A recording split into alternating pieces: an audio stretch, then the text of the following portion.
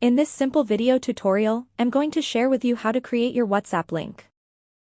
This is important because it provides a quick and seamless way for people to connect with you directly without the need to save your phone number.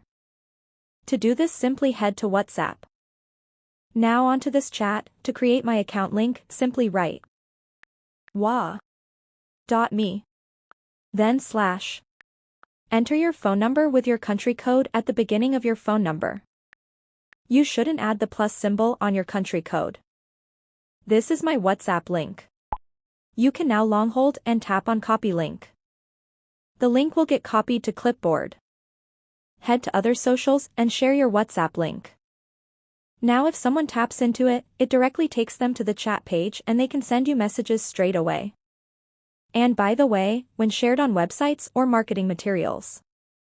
This simple tool streamlines communication, encourages inquiries, and makes it easier for potential clients or contacts to reach out. Well, that's how easy it is to create WhatsApp link.